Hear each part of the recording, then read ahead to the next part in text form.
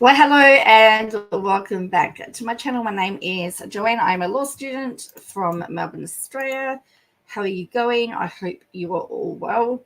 Well, it's been all quiet on the Katie front. Today there was a court hearing today, is my understanding, and it's all been very quiet. On the other side of the thing, court's been very busy. With Postal and deeming matter. I think that's in the summing up phase. And there is a judgment due tomorrow in the Bruce Lemon case, appeal case. And I think that's about the staying of the costs because he's on Centrelink. And the King, we've had some embarrassment from politicians with the visit of the King and Queen.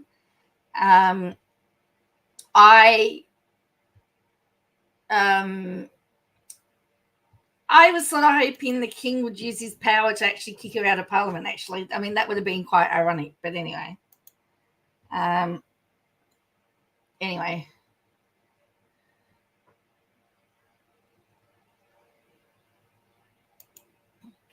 So the word is that both of the TROs today were dismissed. Now, whether that meant that there wasn't enough evidence to pursue it, or they just agreed to not pursue it, I don't know. But at the end of the day, neither side got their TRO. I wasn't there, so I don't know. I'm sort of hoping that, the judge gave her a good talking to. The other thing is I've reached 600,000 views on my channel, so I want to thank every one of you that watches my channel. Thank you for watching and being part of my channel. It's really appreciative. I really appreciate it. So, I'm really tired. I've picked up more new students again today. So the only thing that she's posted today on Instagram, so if she was anywhere else, I don't know, was... she said she introduced her boyfriend David in last night's episode. The couple is already married and celebrated their first anniversary this month. Some fans are divided about the speed of the relationship. Christine only went on dates with 8 men prior to meeting David. She said she wanted a man that was bald, had tattoos, rode a motorcycle, which is the opposite of Cody. Now, we don't know the time frame. It could have been a long time between this happening. Their relationship appears genuine and sincere. However, there appears to be a lot of falling in lust, as Christine describes her love of PDA with David. In fact, next week's episode includes a clip of Christine slipping David the tongue on camera. Some fans are all for the newfound happiness and others believe she's married for the rebound. What are your thoughts? I don't know. I mean, at the end of the day, they're grown adults, as far as I'm concerned. And hey, they deserve to have a little bit of happiness, don't they? Don't they?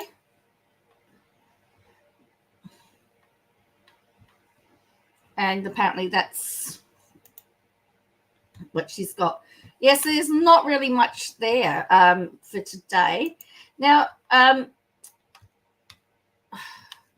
so we've got this case that's coming towards the end in my state, and it's the state opposition leader, Postal.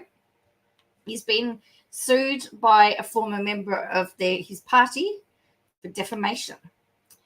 And apparently, according to the lawyer acting for the ousted member, he acted on his political expediency when he defamed ousted Liberal MP Moira Deeming as a Nazi and had given dishonest evidence, her barrister told the federal court. The court on Tuesday heard the first day of closing submissions after 3 weeks of evidence in the high-stakes case Deeming brought against Posito. She alleges he defamed her as a Nazi, which he rejects. Deeming's barrister Sue Chrysanthou SC on Tuesday told the court Posito had given dishonest evidence, which he said his office had decided to circulate a dossier created to justify Deeming's expulsion. With the media, he believed the Age must have already had it. The dossier was circulated to Liberal MPs before a meeting convened to consider Deeming's expulsion. The dossier was circulated to Liberal Posito had previously told the court that it was in the public interest for him to explain his reasoning as leader of the opposition. On Tuesday, Chrysanthou rejected this. He truly believed it was a matter of political expediency, his own political expediency, she said. His personal interest as a politician is not in the public interest. Posito's barrister, Dr. Matthew Collins, KC, is yet to make closing submissions. Now, just so that you're aware, SC means senior counsel, KC means King's Counsel. A King's Counsel is the highest barrister you can have in the country. It's an esteemed honour to be deemed a KC. It used to be QC, Queen's Counsel. The trial has threatened Posito's leadership and destabilised the Liberal Party room. Deeming helped organise the Let Women Speak rally on the steps of the Victorian Parliament House, March 18 last year, to promote UK anti-trans rights activist Kelly J. Keen's visit to Australia. Neo-Nazis whom Deeming had condemned were among several group of protesters who arrived that day. Posito moved to expel Deeming from her parliamentary party in the days after the rally. She was suspended instead in a last-minute compromise, but was ultimately expelled weeks later after threatening to bring in lawyers. While Posito never explicitly called Deeming a Nazi, Chrysanthou said an ordinary person would have inferred it. She said this was particularly true given he was seeking to explain why she should be expelled from his team, which was derogatory. The premise of the publication is derogatory about my client, she said. The whole point of the publication was to be derogatory. Chrysanthou sought to compare Deeming to Mother Teresa to prosecute an argument that because people disagreed with the MP did not mean she was disliked. Many would disagree with Mother Teresa's Catholic views, Chrysanthou said. Reputation is not a dislike or disagreement. Chrysanthou said Posito was going into bat for allegations against Deeming and Keane on March 2023 radio with Station 3AW. Despite it being par of the course in Australian politics to be defamed by a political opponent, Chrysanthou argued it was not true that Deeming would not be owed aggravated damages if she succeeded in the case. The case is expected to wrap up closing submissions on Thursday before Justice O'Callaghan gives his findings early December. So I guess Thursday we will hear from Posito's side. So then we've got here. So tomorrow, this is the appeal, Bruce Luhrmann versus Network 10. We've got judgment tomorrow at 9:30. It's going to be interesting. Again, I'm working, so I'm not very happy because, but here we've got all the submissions, 10. So we've got first respondent submissions, second respondent submissions, first respondents. We've got his submissions and appellant. So affidavits here. So these have all been uploaded today. So we can have a look at his submissions here. See how many pages this is. I'd be very interested to see how it's written. So this is what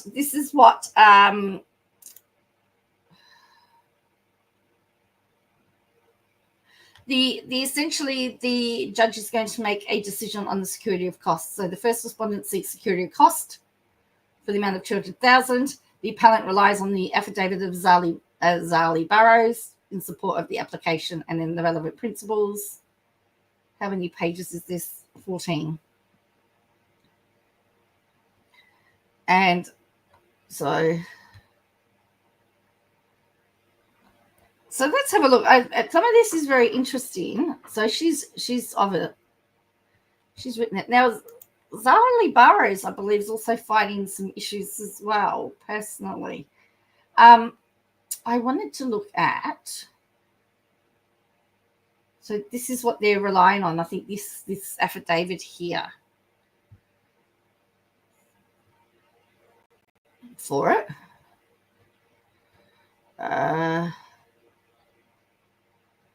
So she's the solicitor.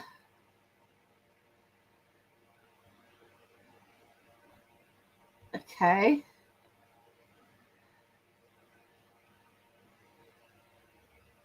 In June 2020, Mr. Lerman commenced employment with British American Tobacco. How does he get all these big jobs?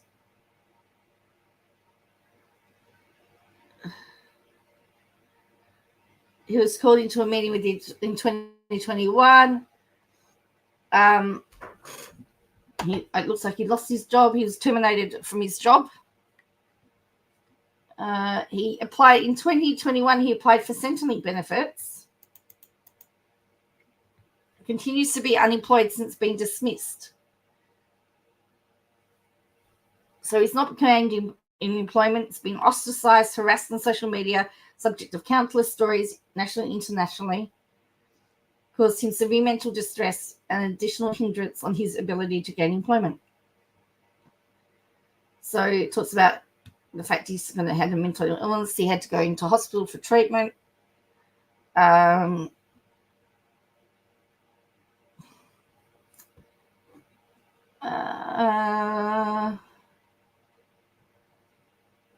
So it talks about that, and then it talks about other press conferences there. I observed that the respondent has paid advertising, apparently. Ongoing significant interest. On 29th of August, I performed a Google search on Bruce Lerman. Hello, and the search result resulted in 26 pages of links. There's no one here, Harrison.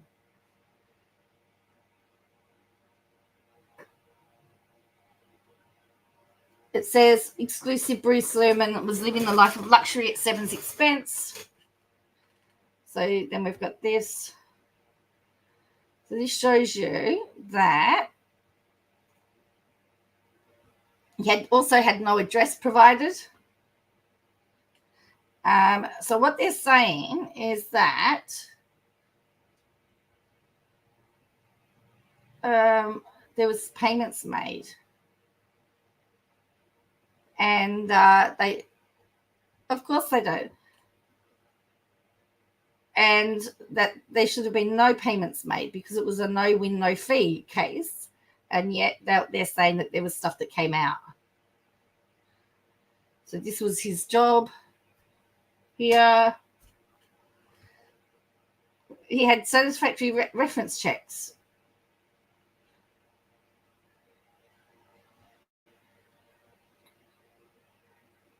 Okay, I don't know what that means, how much that meant. $180,000 per annum? What?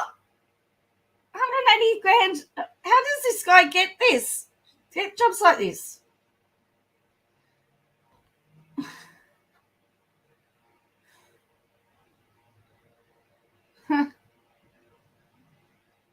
Wowzers.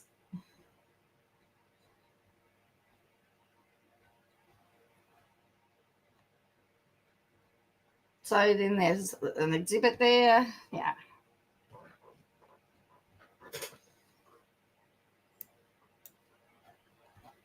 What's this one? Oh, yes, the Google searches here.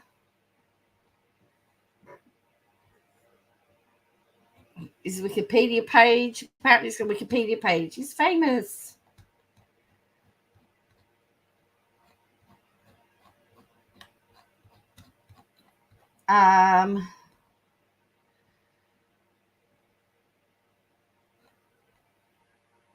There's an ad. News articles. Consider previous precedents. So that one, I read that one. That actually was in the Lawyers magazine, that one. The Australasian lawyer actually read that article.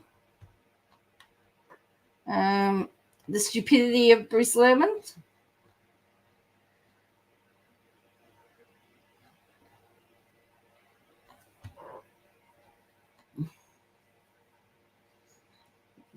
And then the shovel, making a mockery. The chaser.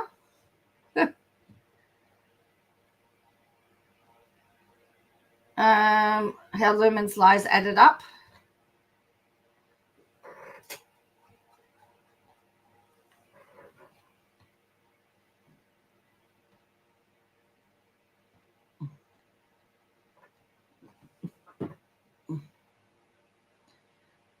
So again, a Daily Mail article. I mean, it's definitely a public interest matter, hence why it's listed for public interest. So they're sort of they're sort of saying that for the reasons that in that affidavit, he shouldn't have to pay, essentially because he's got no money.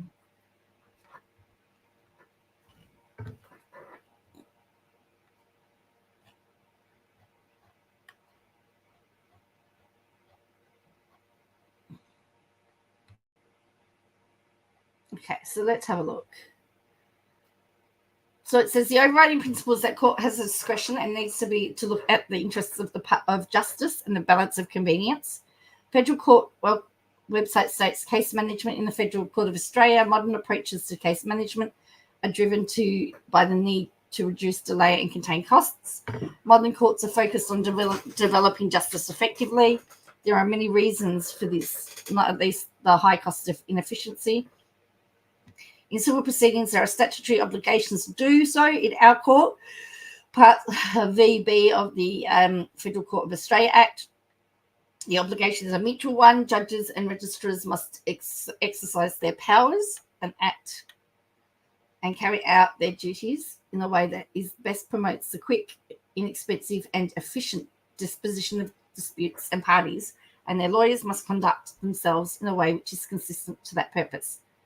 For parties and their lawyers, that means focusing on the real issues and doing so at a very early stage, putting fewer issues in dispute, undertaking no greater factual investigation than is generally required, and keeping interlocutory skirmishes to a minimum. Cost sanctions may be imposed on parties and petitioners who do not wish to do so. That's why they try to encourage settlement, because settlement is the most cost-effective way to get a result.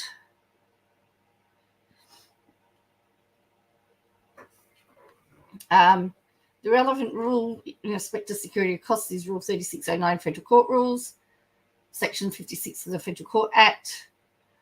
Adopts the principles. There is no general rule. Depends on circumstances, the prospects of success in the appeal, the likelihood of quantum of risk.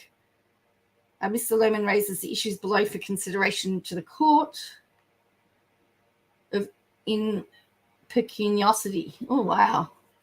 As a general rule, that poverty is no bar to a litigant, which from time immemorial has been the rule of common law, and also I believe in equity.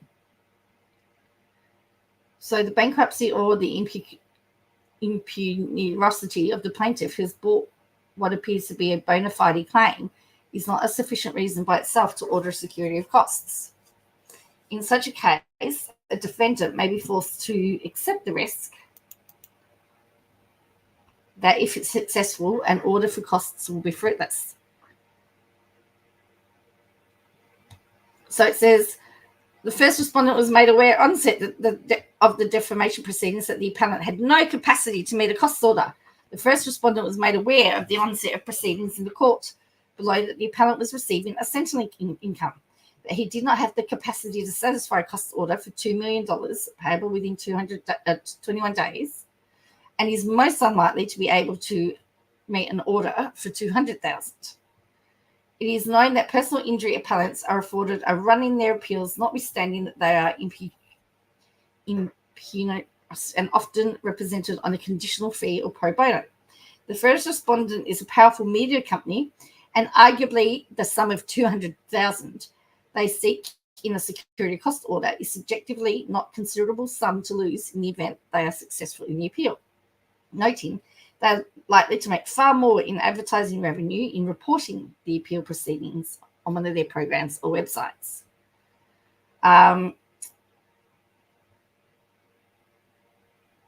So they're saying that, it's their reporting of it, they're making money from the reporting of it.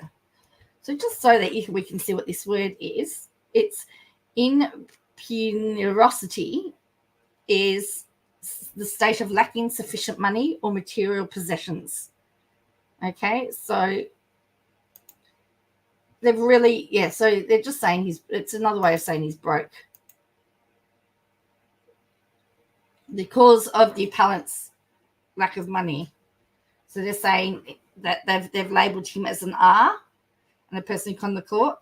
He's arguably Australia's most hated and recognised man, subjected to ridicule, vilification, and making him unemployable and poor. In the proceedings below, Angus Llewellyn, producer for the project, was cross-examined by Mr. Richardson, where he gave evidence that the promo for the project was attached to Miss Maiden's story promoting the program in her article. It is known that Mr. Lohman is charged with other offences in Queensland and was granted an interim non-publication order, and that the first respondent, that's the media company, opposed his application for non-publication order and was part of that media conglomerate that got it overturned with, and that his mental health is significantly impacted. Okay, and then now they're talking about the arguable grounds.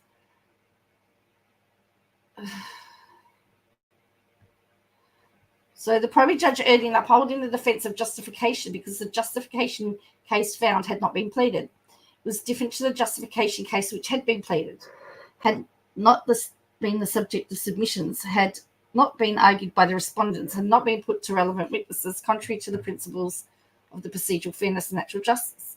The primary judge erred in determining that the meanings conveyed in an ordinary reasonable person by the publication complained of. The judge erred in determining that the respondents had established the defence of justification, and the primary judge erred in determining the applicant, if he had succeeded in the case, was entitled to a mere $20,000 in damages.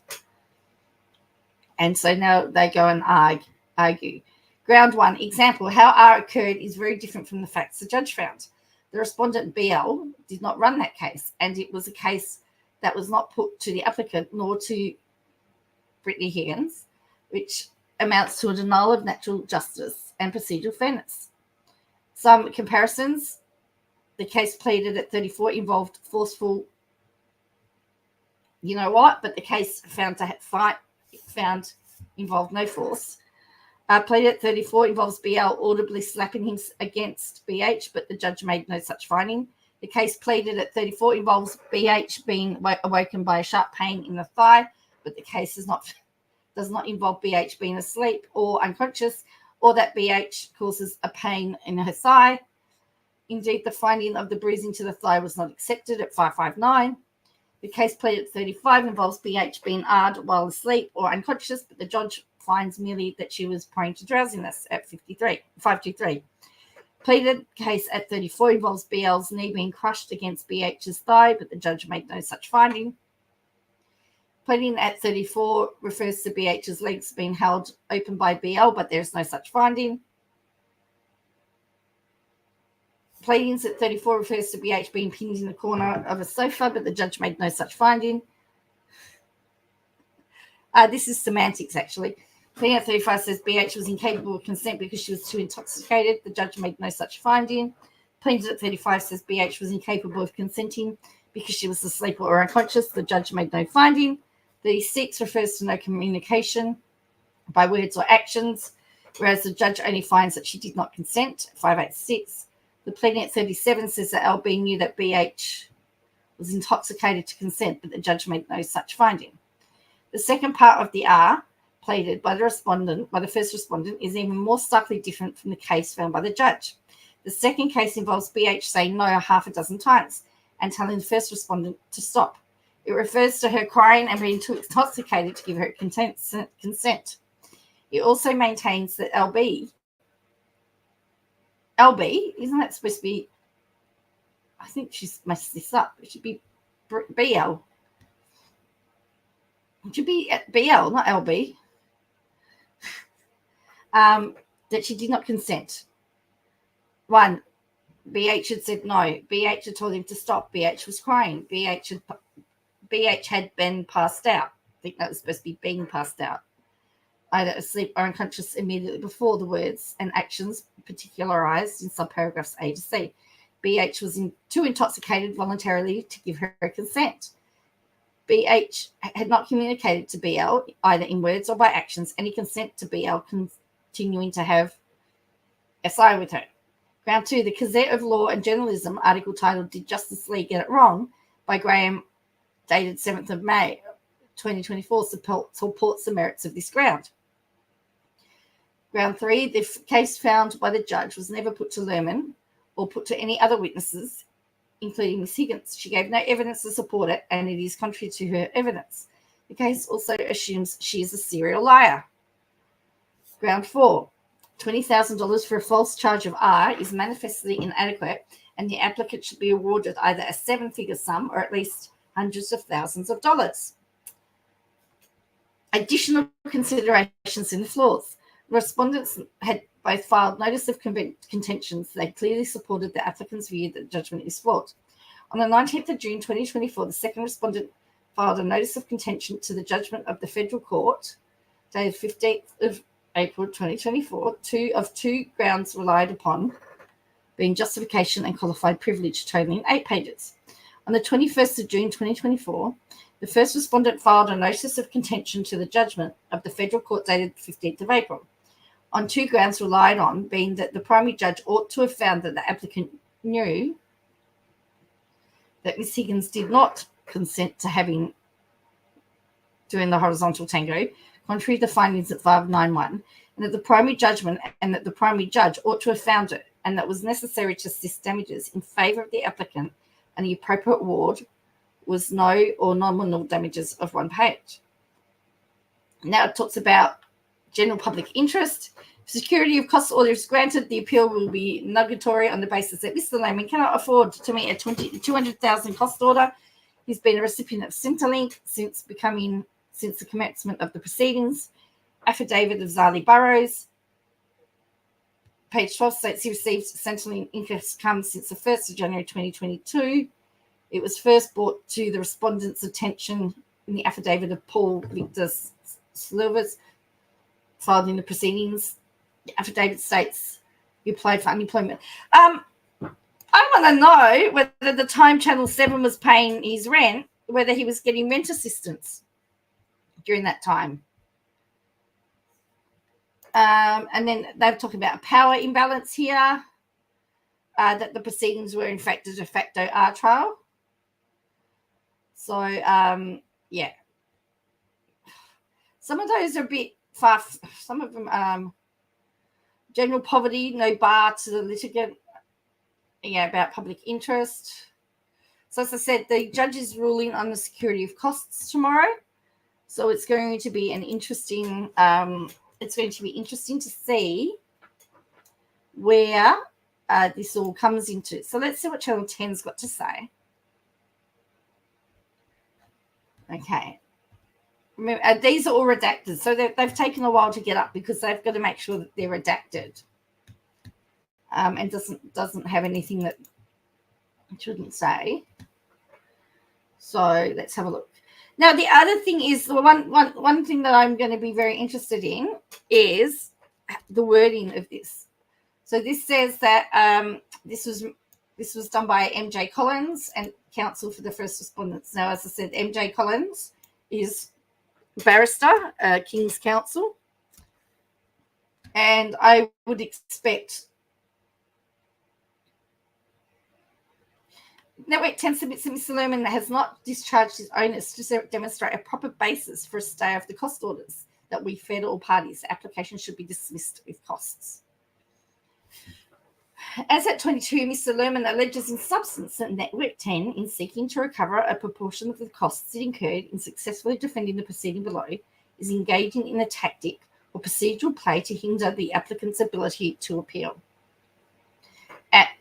At as 29, Mr. Lerman alleges that Network 10 enforcement of the cost order constitutes bullying tactics. These allegations are nonsense.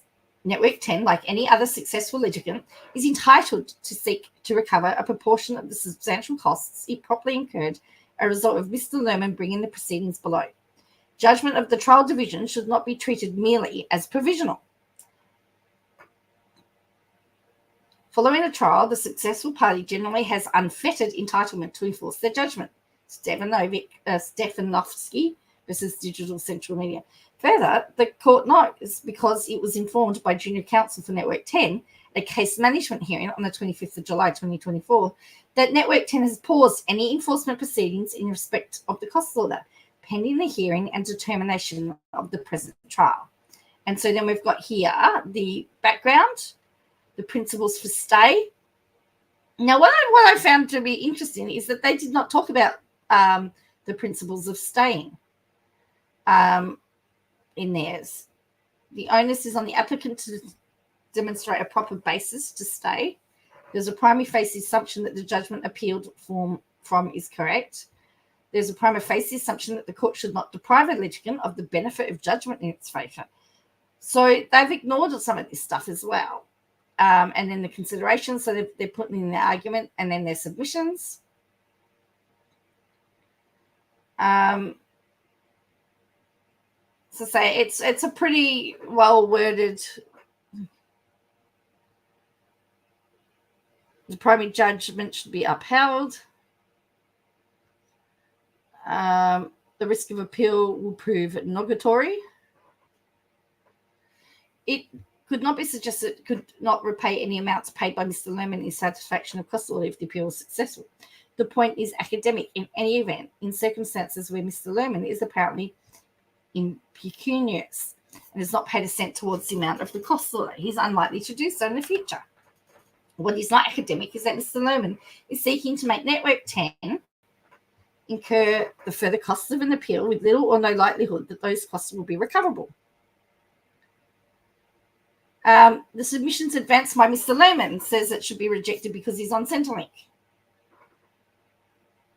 The submission only serves to reinforce the prejudice visited upon Network 10 in having to incur the costs of the appeal with little or no likelihood that the costs will be recovered. So, again, it's very interesting. And this was 9 pages. Yeah, very interesting. It says the submissions at AS30 are confused. They do not afford a ground for a stay that is independent from the principles appended above. That was what I noticed as well, that they've not actually given any of the any reasons for why there should be a stay. So it shows you just what experience does. Now, I expect these to be fairly well written too from a senior counsel. Let's have a look. Yeah, Sue Chris answer, yeah. So again, this is 4 pages. Supports Network 10's application for security cost order. And then about that. And then the issue raised.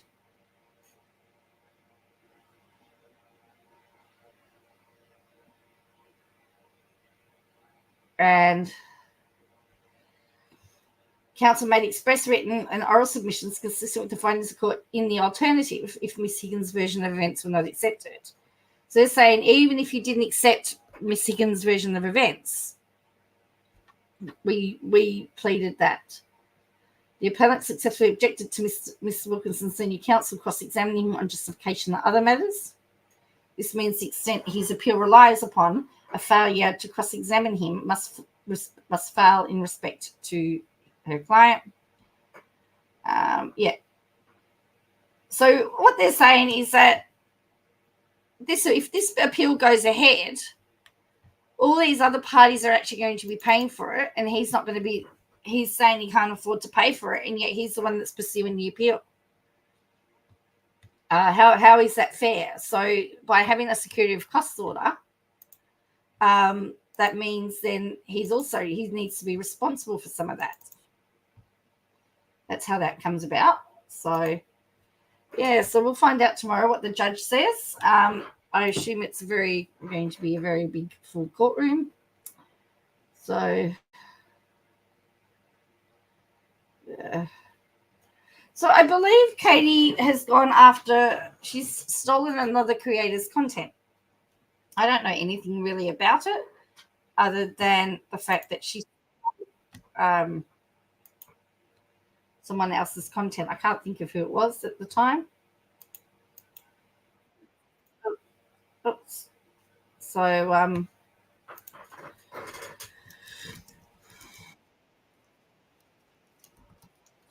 oops. Yeah. So and that fake Katie Joy's accounts are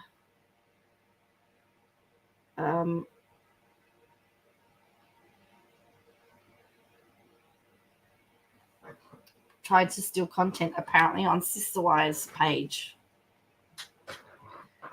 So, but what I find to be really interesting now is that the Reddit has changed. It's now there is new people.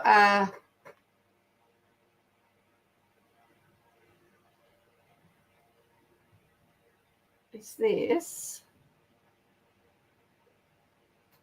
And so now her official page has now been overtaken. Yeah.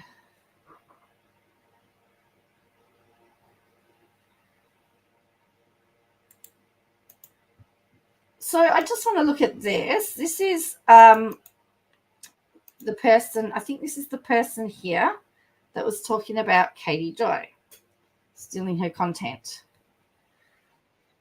Yeah, notes to self.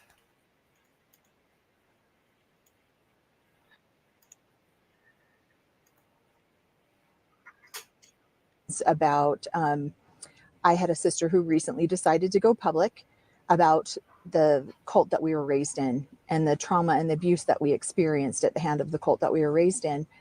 I thought about just writing a post because I can delete, I can correct, I can make it sound great.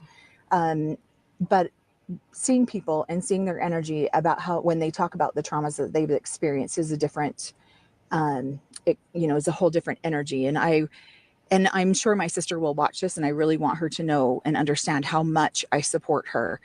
So she decided to come public about the abuse that we suffered, and I applaud her for that. So this says, I made my first video in 2023. This is why I went public.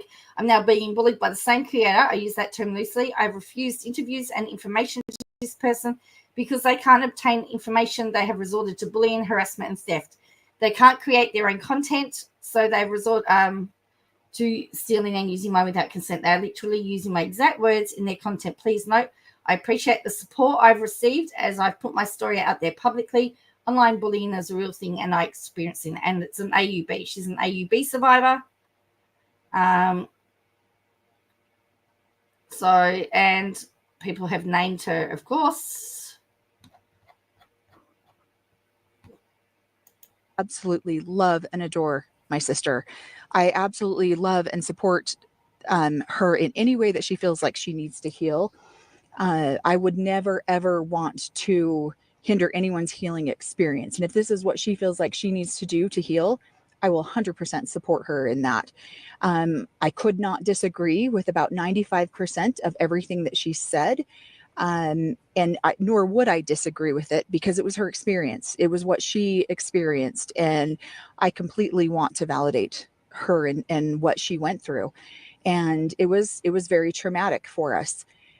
That being said, when somebody goes through trauma, there are people who will prey upon those victims, and they will take those victims, take their stories, and re-victimize them for their own monetary gain, for their own, whatever it is, notoriety, celebrity, whatever it is they're trying to gain in the name of goodness. So I absolutely adore my sister, but I absolutely 100% will not support the platform that she chose to tell her story on.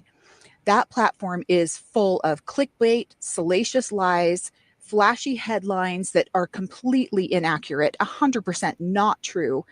And I understand that that is this lady's way of making money. Salacious. I mean, she couldn't have said a truer word, really, could she? That is whatever it is that she feels like she needs to do. But it's an online trash place to air dirty laundry, and it makes me sad. And I will speak out over and over and over for anyone who wants to go and tell their story. Absolutely. But I will not sit back and be silent and be okay with the platform that takes someone else's tragedy and trauma for their own monetary gain and does flashy headlines for clickbait and likes. This lady is absolutely horrible, and I would never, ever recommend anyone tell their story to her. So I just figured I would get on here and explain, because I have done a couple of posts, and I have people who are concerned that maybe I'm not supporting my sister. I absolutely love her, and I will support anyone in my family who feels the need to come through and step up and tell their story. I will 100% support that in any way, shape, or form. And who knows, maybe I'll even start my own platform so that some of these stories can be told in accuracy.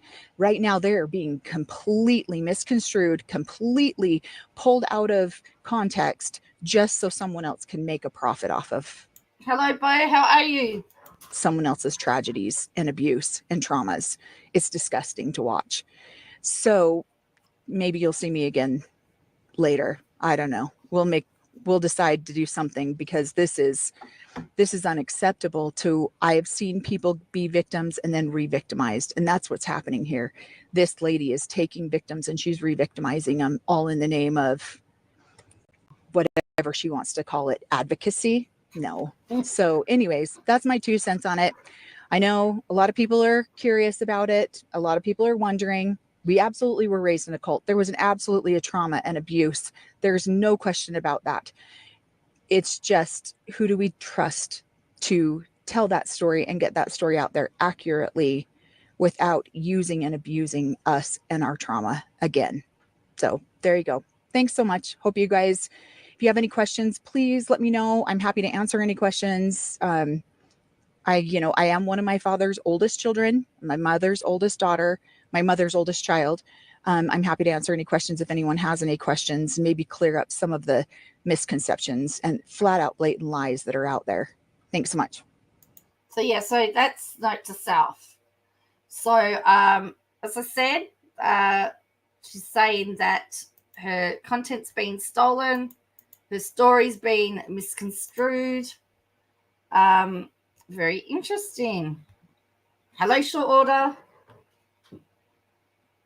And about polygamy. So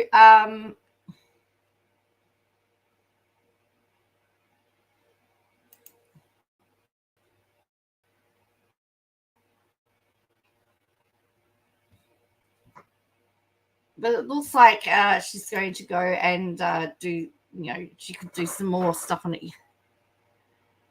And I've been talking to myself for the last 44 minutes. It's been fun. Harrison said for me to put him on, and I said, but there's no one here.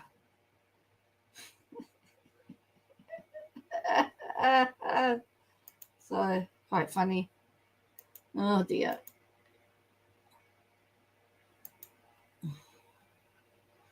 Yeah, it's funny how she doesn't need to say who, she doesn't need to name it, but we all know who she's talking about, right?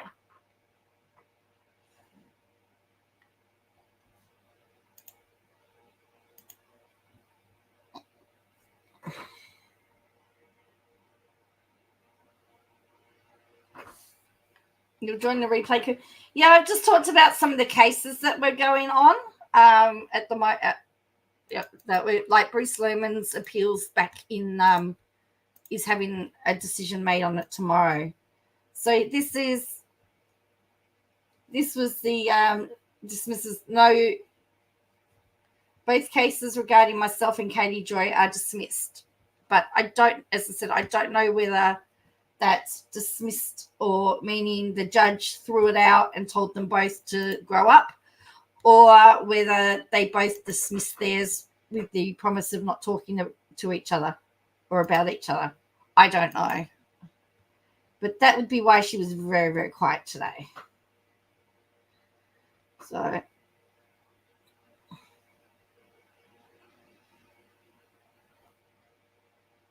who is Melina Spice? I think that is the person that had the TRO out against Katie. I think they're also known as, is it Vader? I think that's Vader. Don't quote me. But I think it was her that had the tiara. I think she and Katie. But here's the other issue that Katie's got. She's been spouting out saying that this person's been responsible for all of this stuff, and yet if it's been deemed and it's been dismissed, then there's no evidence that that person has been responsible. What happened to all this evidence that was supposed to be seen in court?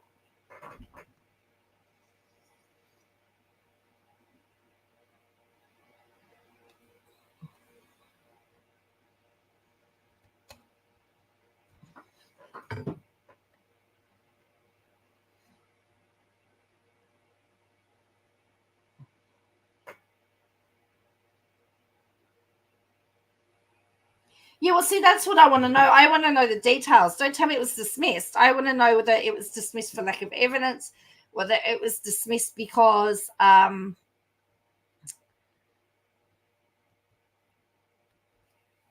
of that. I just don't know. Yeah, jurisdiction. It was in Minnesota, I believe. They took it out. They took it out on each other with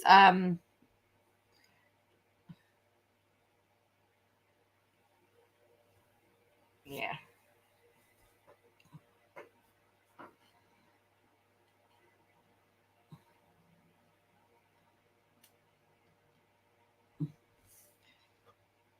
So I don't, to be honest with you, I don't know really. It's just there's lots of speculation other than the fact, and it's interesting because of course she's not said anything about it.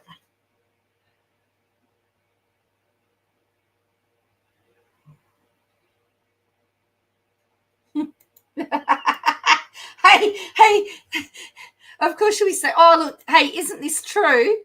Isn't this true? If anyone is wondering why Gen X is always mad, because I'm oh, well, where is it? Oops, no, that's not it. What was it? It was. Oh, I have to find it now. It was. If anyone wonders why Gen X is mad, here we go. Because they had to replace their record collections with a tape collection with a CD collection, a CD collection with an MP3 collection, and now they need a subscription to listen to their music. That's why I'm mad. Yeah, see, here it is. So if anyone wants to know why Gen X is always mad, it's because it's true. Absolutely true.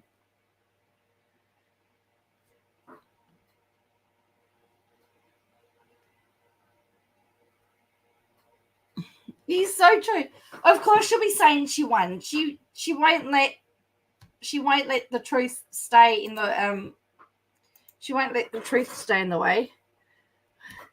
They say the Gen Xers actually are the ones that have had the most change in history ever.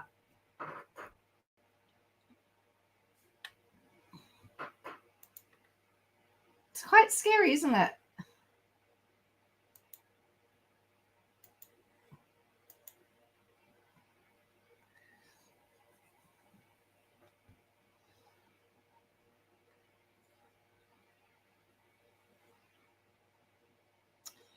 So I'm just looking at her TikTok, And it's interesting. Her TikTok is actually just full of all gypsy stuff.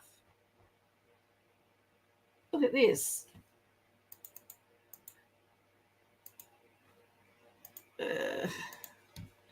It's all about gypsy. Oh, there's one. Yeah. All gypsy on her TikTok. I don't know whether she's going live or anything anymore, but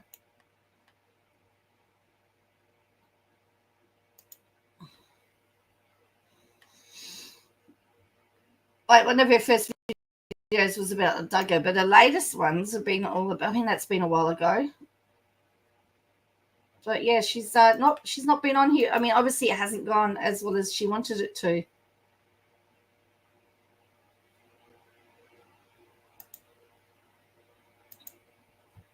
So, I just realised I'm a bit Gen X myself. Now I know why we're all crazy. I know, right?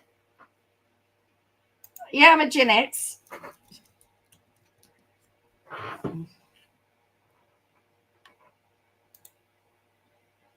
(1965 to 1980). Gen X is often referred to as the forgotten generation, sandwiched between the large and culturally powerful baby boomers and the millennials.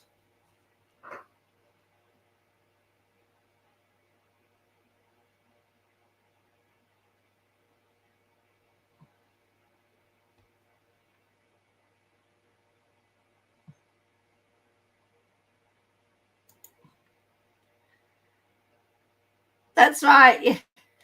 10 old-fashioned Gen X. Oh, we're going down another segue now.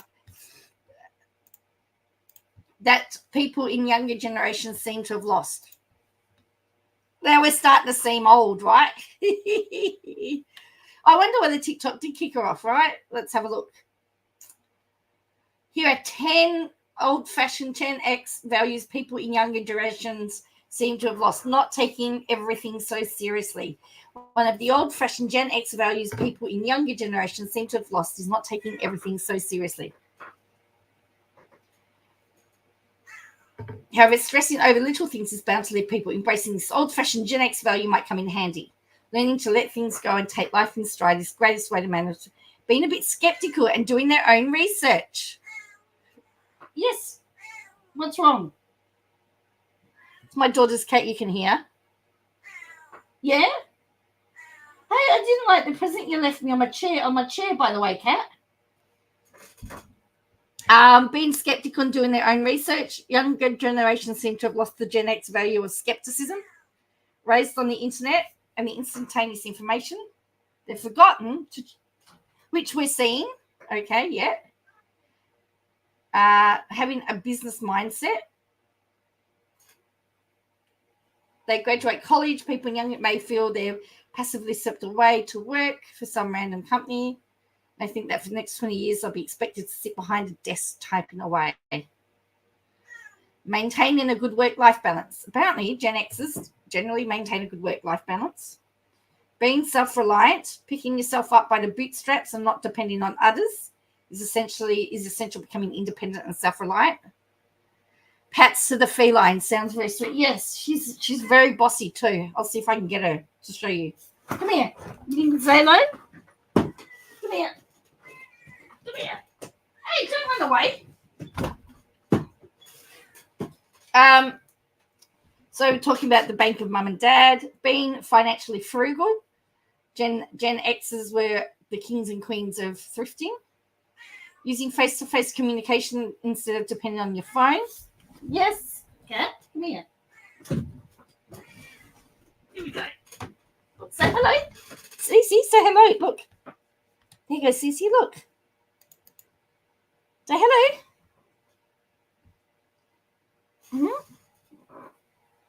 Say hello, Cece. Oh, she's going to sit right in front of the computer. Wait on.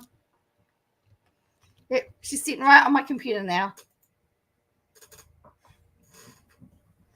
Okay. Embracing criticism. Gen Xers are used to harsh criticism. Okay. Apparently, getting outdoors to get grounded. Apparently is a Gen X thing. Yes, giving back to the community. Oh, come on, cat. What are you doing? You're pain. Giving back to community. There you go. What are you doing? We could have a whole conversation. Joanne talks to the cat.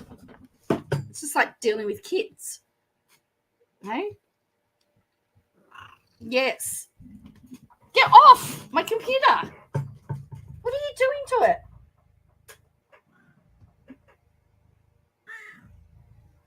Hey.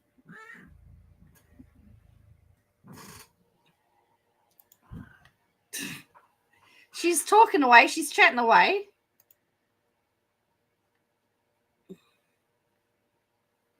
She just turned 6. So she's my daughter's cat, my daughter and her boyfriend's cat. They're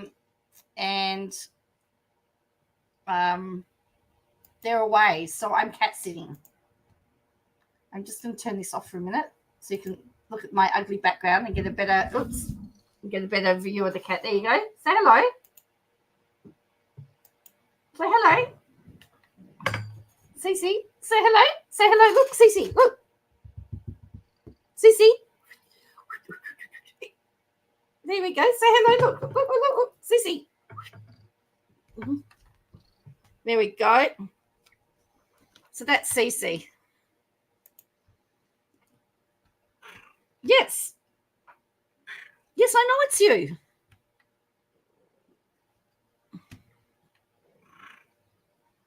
What do you want? Are you telling me I've got to go to bed? It's the only thing I can think of.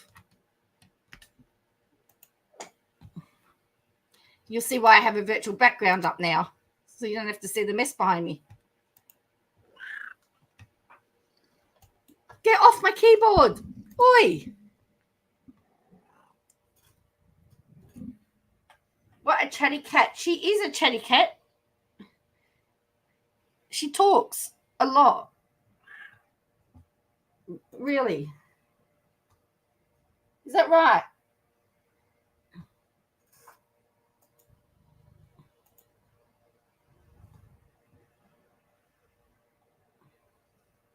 Yeah, so she just turned 6. When she came, she had a jumper on. She had a jumper on, but because it was hot today, we took it off so she could relax and chill. But she left me a nice little present on my chair today, which I wasn't very happy about. A nice little fur ball on my chair. So I know where she's been sitting. She's like, what are you doing? You should do an interview with that and ask her. Actually, I actually just thought about that. Short order. I was going to ask him, what do you think about Katie Joy? I actually have roller shutters on my balcony window, and I've actually got them up ajar so she can sit out in the morning and watch the birds out on the balcony because she doesn't go outside. She's an indoor cat, and she just sits by the window. And then I've put a towel by the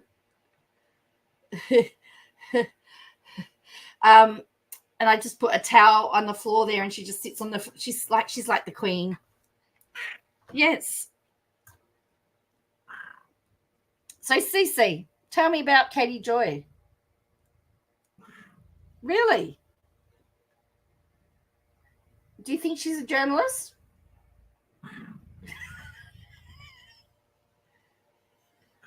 Really?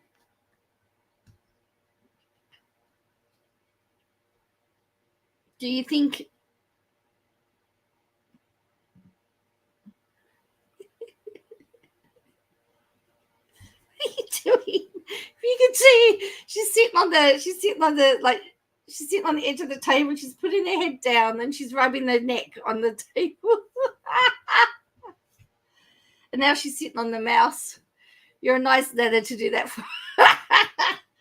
Yes, well, I'm not going to have any grandkids, I've been told, so I've got to settle for a cat. So it's so it's like my grandchild, I guess, my grandcat. So, hey,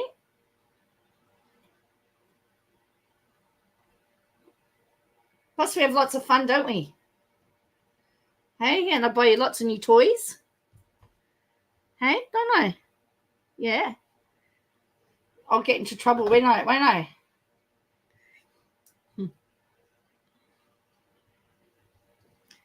So, yeah. Yes, welcome to Joanne Talks to a Cat.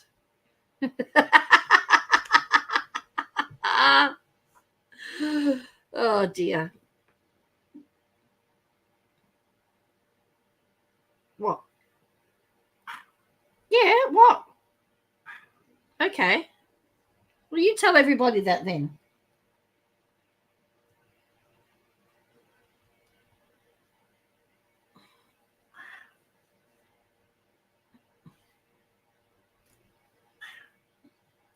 Don't tell me your problems. I've got enough of my own.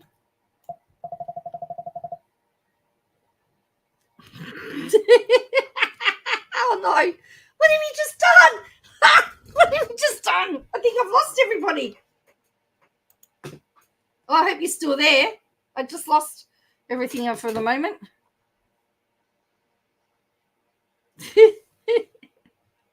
The other day, I've got a mattress in this room as well. It was up by the wall, and I could hear crash banging, and all I saw was the cat flying through the air as the mattress was falling off the wall, flying down, and with it took everything else that was there. Everything ended up on the floor. She's gone now. Oh, dear. Yeah, she walked on the keyboard, and I just lost the whole screen. Just went blank. Oh, dear. Yeah.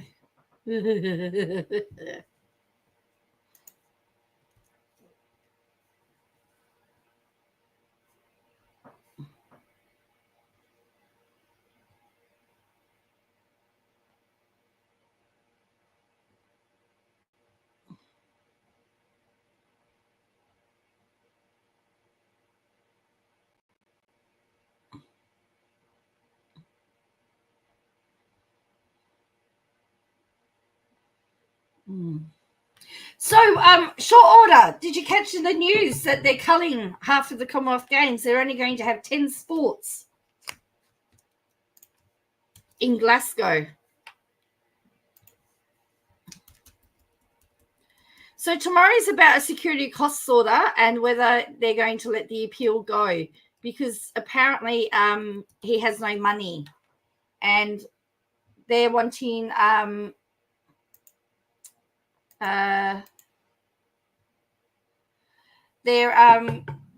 Channel 10 and Lisa Wilkinson are wanting the court to say he's got to put money into the court, but his lawyer's saying, well, he's on Centrelink.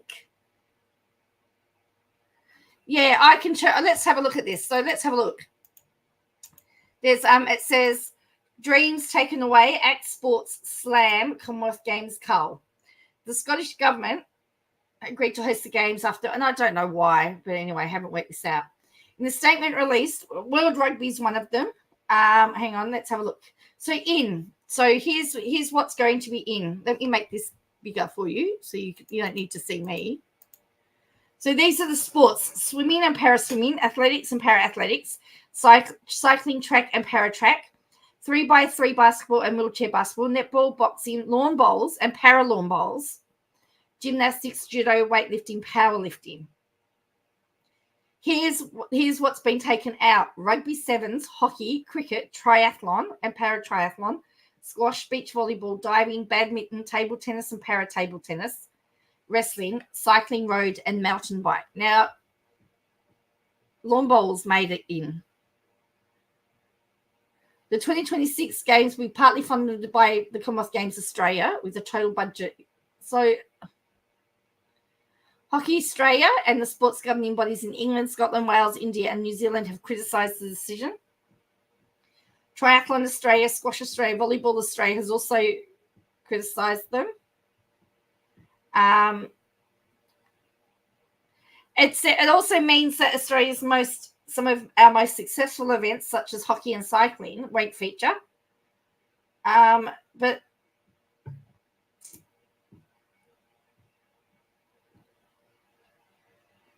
however, we understand circumstances that led to cricket's removal, but it'll be included in the 2028 LA Olympics and hopefully Brisbane 2032 Cricket Australia said. Rugby Sevens is also very upset. It was born in Scotland. It's been in the fixture since 1998. Cricket Australia said it's disappointed the Australian women's team would not have a chance to defend their gold medal in Birmingham. But yes, so there you go. Yeah, it's hardly a Commonwealth Games at all, right?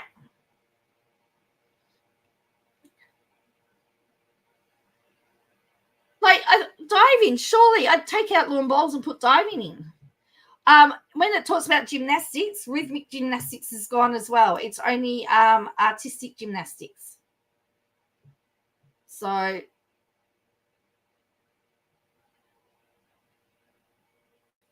yeah, it's not. There's been a big mass call out for it.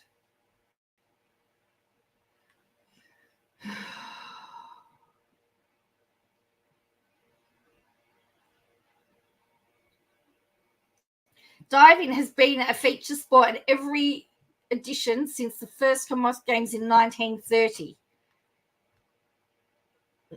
So that's a pretty bit of pill to swallow. It says it's a cost-saving measure. 10 sports will be spread across 4 venues.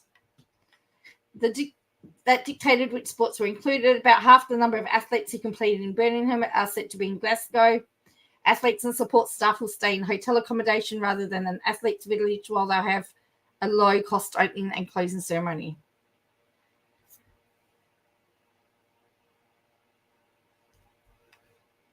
So there you go. Yeah, that's a bit of a blow.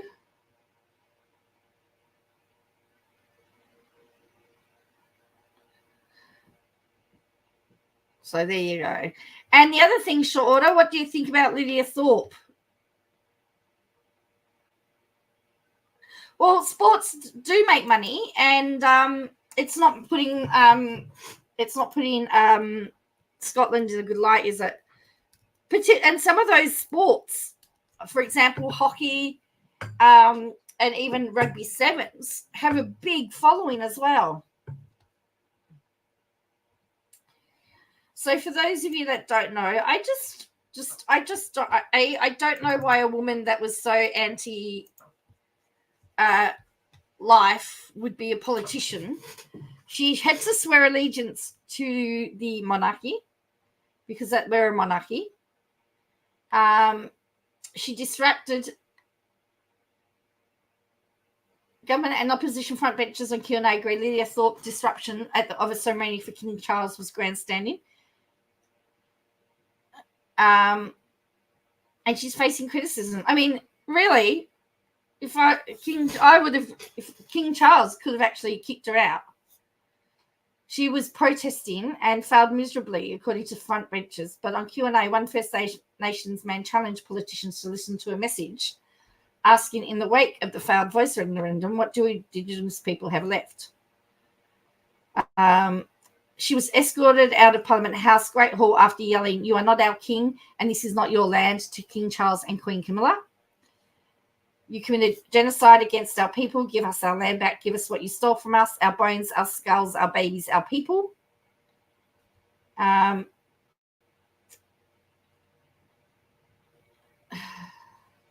She was grandstanding. That wasn't a productive way to prosecute an issue.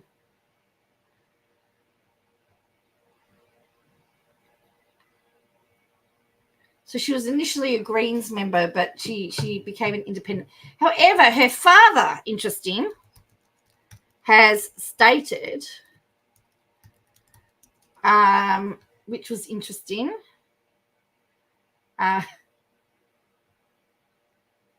has spoken out against his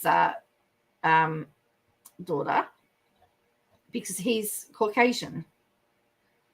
So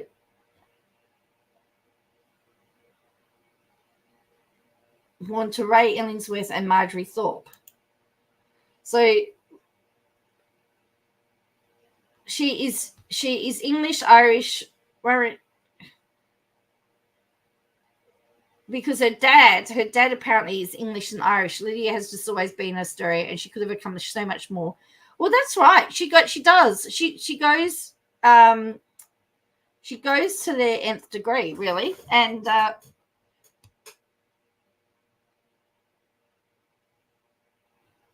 so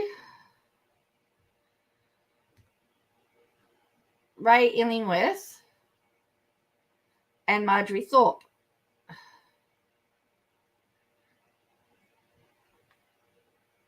So she's English and Irish. So I think it's her mother.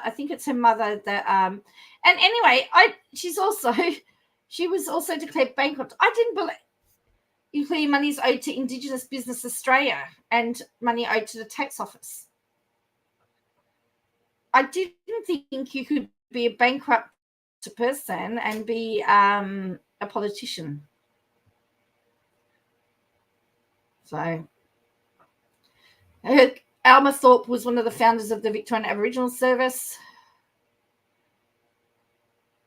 She's got 3 children and 4 grandchildren.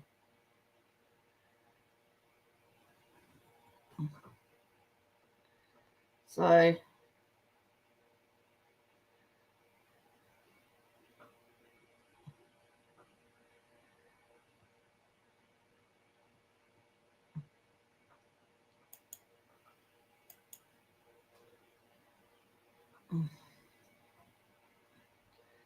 this is her dad.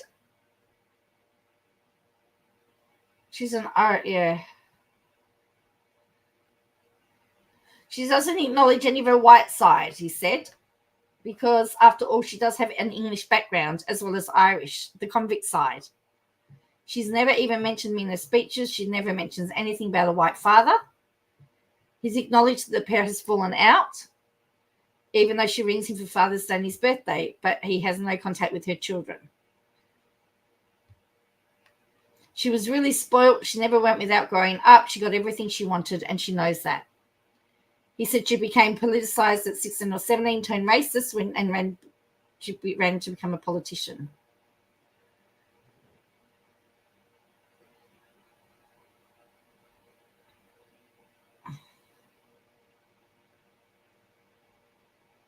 So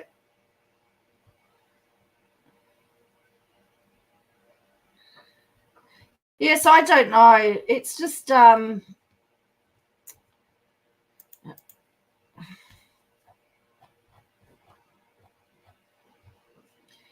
she could have done a lot more. You know, there's always a better way to do it.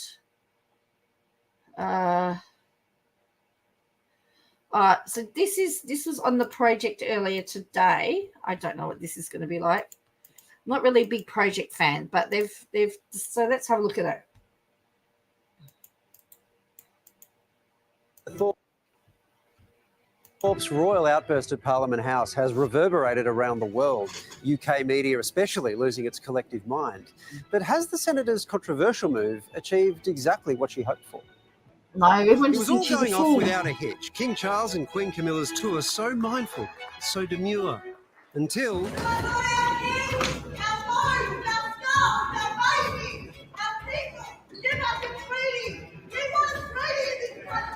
Independent Senator Lydia Thorpe calling out the King during a parliamentary welcome yesterday. That is a senator. She's a representation. I mean, look, how embarrassing. Cue international outrage. An unexpected colonial confrontation. The King has been heckled by an Australian ingrate. It's a very crowded An ingrate. field, but she has the gold medal for being the most ludicrous and embarrassing politician in the Commonwealth. Commonwealth. You are a genocidalist. This is not your land. Strong stuff. Overnight, UK Prime Minister Keir Starmer defended his king, saying, Look, I think the King is doing a fantastic job, an incredible ambassador, not just for our country, but across the Commonwealth. the senator's comment putting the British government under pressure over historical colonial wrongs. The government's position on this has not changed. We do not pay reparations. We won't be offering an apology at Chogham. Back home, the blow-up showed no signs of dying down, with calls today for Senator Thorpe's resignation. There's a very strong argument for somebody who doesn't believe in the system but's willing to take $250,000 a year from the system to resign in principle. Look, actually, I sort of agree with him there. It was pretty disrespectful. We're embarrassed across the globe as a result of this. Others more forgiving. Her messages are her messages. But I think it's a complex history with the King that we need to understand, and the country still needs to heal from the past. She's raising a really important issue. I think there is a time and place, though. Senator Thorpe unfazed by the reaction, doubling down on UK TV. I'm not fussed about what people say about me. I will continue to fight for justice for my people. We are the real sovereigns in this country. She's also wanting sovereignty to her people. The King is not our sovereign. So with the conversation about treaty and reparations now on the global stage, has Lydia Thorpe helped or hurt the Indigenous cause? We're live from the lands of the Kulin Nation, and Dan Borscher is an ABC journalist and Indigenous affairs analyst with connections to the Yorta Yorta people. Dan, thanks so much for being with us. What do you make of Senator Thorpe's actions? Good to be with you. I think that Senator Thorpe was clearly trying to make a point, one that she's consistently made over the last couple of years since she joined the federal Senate, but in fact is a point that she's made for decades around treaties and also about the broader treatment of Aboriginal and Torres Strait Islander people. And certainly from the comments we've seen from Senator Thorpe today, she's not stepping away from that and saying that this in fact was I think it's rather embarrassing, but there are ways and places to do it. Version of truth-telling on the global stage, and that this is about having a conversation that she says is absolutely crucial right now. Dan, that's an interesting interpretation of the way that Lydia Thorpe goes about garnering attention for her causes. To some, it looks like her cause is about her. Do you know what I mean? So do you think it's done more to That's an interesting way to put that. help or harm the cause? It's hard to know what will pan out as a result of this. But one thing that's crystal clear right now is that the world is talking about UK media especially. Is absolutely crucial right now. Dan, that's an cause is about her. Do you know what I mean? Still clear right now is that the world is talking about this. There have been news bulletins being led with this very incident and this event right across the planet. And for the first time, She's a Karen most of the time. Well, I mean, look, we've got this thing is that there's some things that happened in the past. A lot of us from Australia actually have got here because of the actions of others. There were people that were put on boats and sent to Australia. They didn't get a say in it. And so they're as much of a victim as what anyone else is. We're having a truly global conversation about the issues that Senator Thorpe raised. But of course, that's not to say that this is broadly or widely agreed to by everyone, and certainly not all Aboriginal and Torres Strait Islander people in Australia, because there are a wide and varied range of views and perspectives on this very matter, but also about the way in which these issues are communicated to those who are in authority and more broadly. You mentioned there's a range of responses from within the Indigenous community. Can you take us through those? Yeah, well, the range of views is as varied as the Aboriginal and Torres Strait Islander population. You have Arnie Violet Sheridan, a respected Ngunnawal elder. She was at the event. She was sitting on the stage behind the King and the Queen, and she was very strong. She said that Senator Thorpe does not speak for her and her people. We've then also heard from... That's her there, so... former Senator Nova Peris, who was, of course, the co-chair of the Republican movement, who said that she is disappointed that this was an outburst. And she went as far as saying that she was sorry to the King and the Queen. And then on the other hand, we've heard from Vanessa Turnbull Roberts, for example, who's a Bundjalung woman, and she's the ACT's inaugural Aboriginal and Torres Strait Islander Commissioner for Children and Young People. And she has said that Senator Thorpe is a leader and really backing in those comments and doubling down on those calls for treaty. And we are seeing two really clear groups, those who are saying that this is not the forum to be having this conversation, and those who are saying that you have to take any avenue to have that conversation. And this is part of the problem, I think, because the First Nations people can't agree on a course of action. And when you can't agree on a course of action, how can we proceed? And this is just my opinion. And of course, that's what we're doing right now. We're talking about this and the impact of those comments and what that means going forward. Dan, thank you so much for taking the time tonight. So yeah, that's my thing. I mean, you've got the variety of different views there. If they all agreed and said this is the course that we need to take, then we could do it. But and this was the thing about with the Voice as well, about constitutional recognition. They couldn't agree. There was no agreement amongst the First Nations people, and some didn't trust the government. Some didn't believe that what was going to happen is what was going to happen. So they were distrustful. And so for someone like me who's trying to sift through all the rhetoric and trying to find what the view was, it was very, very confusing. And so if they could all sit down and agree with a course of action, it would make it easier to support it.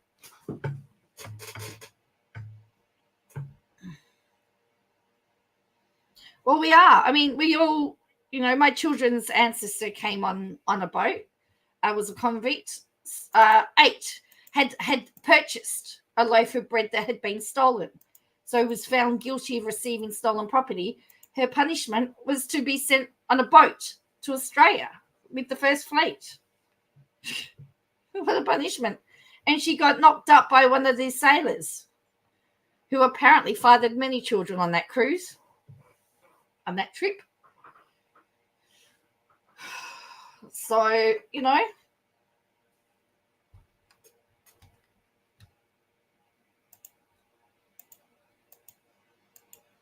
a lot, and if you look right throughout history, land has been fought over.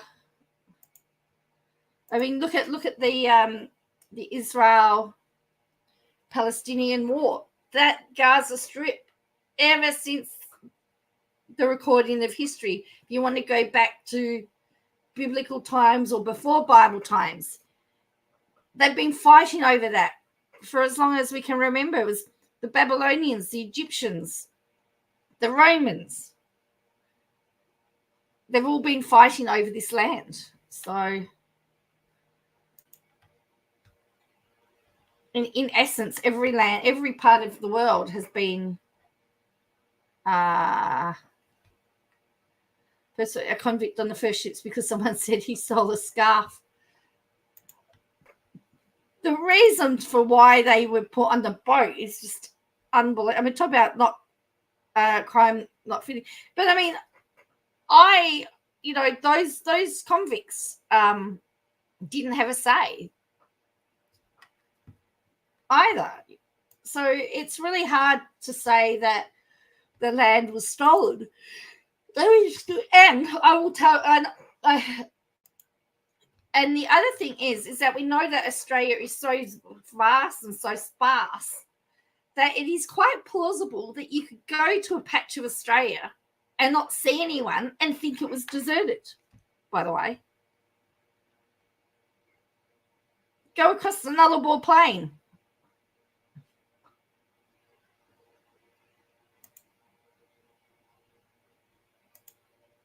So I'm of the opinion of probably they thought it was not inhabited because there was no one there at that time.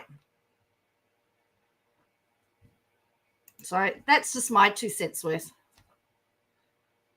But I think there's a time and the place, and Lydia Thorpe was very tone deaf to time and place. And did you also notice, though, that there were other First Nations people there? They were having a ceremony.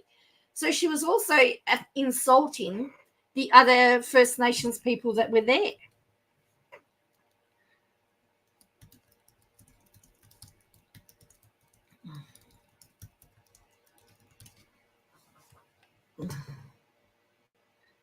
In my opinion.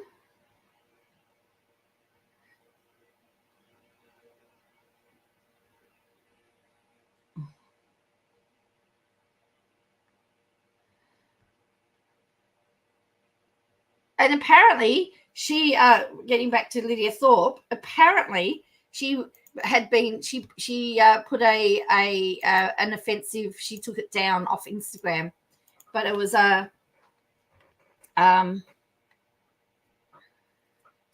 so some Indigenous leaders have criticised BBC. She's protests have been praised by some activists but condemned by other prominent Aboriginal Australians as embarrassing. She defended her actions but said a cartoon later posted to her Instagram account was inappropriate. The drawing, which depicted the king beheaded alongside his crown, was shared by a staff member without her knowledge, she said. I deleted it as soon as I saw it. I would not intentionally share anything that could be seen to encourage violence against anyone. Really? The image was drawn Auntie Violet Sheridan, an Aboriginal elder who formally welcomed the King and Queen to Noongar country, told the Guardian. Lydia Thorpe does not speak for me and for my people. I am sure she doesn't speak for a lot of First Nations people. And then Nova Paris, yeah.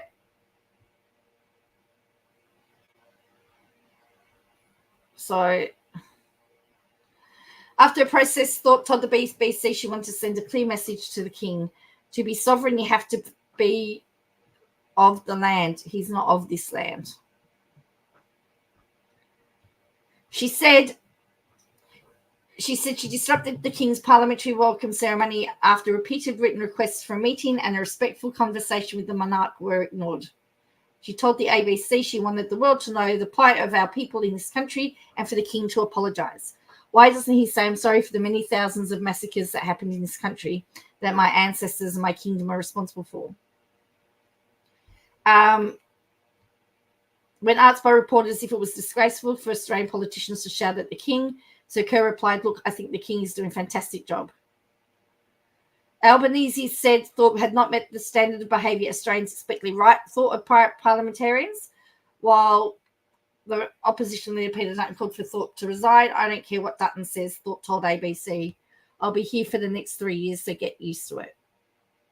So, and then apparently there's been other protesters. So here's the King of Thieves. Indigenous activist Wayne Morton was arrested outside the Sydney Opera House, shouting, here's the King of Thieves, you have blood on your hands. Well, that's right. He's not from England really either, is he? No. Well, you're right there. So, yeah. All right. Anyway, I've got to head to bed. I've got a big day tomorrow, 8 o'clock till 4 o'clock. I've got 14 students to teach tomorrow. 14 between 8 and 4. If you calculate the fact that each one's half an hour, there's not a lot of time in there. There's no. I think I've got enough time to just grab something to eat.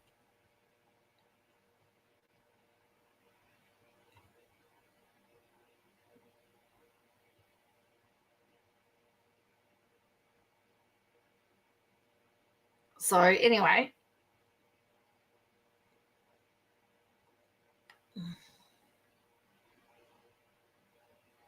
yeah, no, I know it's busy. Well, hopefully it keeps me out of trouble. Although my car, it's funny, I finished work today and I was 45 minutes away. So like I was essentially on the outskirts of the country where I work, about 45, 50 minutes away. And my car wouldn't start. And so a car pulled up and I said, I need to jump. I need to use your car. Can I borrow your car? I need to connect my jumper cables. And then we couldn't get the car. So I had to push my car. I pushed it back and got it into position so that so the cables could reach, and then it started. But I'm hoping it's going to start tomorrow. Just another list of the things that are breaking down. I've had my iPhone, my iPad, my iMac, my MacBook all break down. So everything's starting to die on me at the moment. So anyway, thank you for watching. I will catch you all next time. Bye for now. Hey, if you could do me a favor and hit like and subscribe, that would be great. Thanks. Bye for now.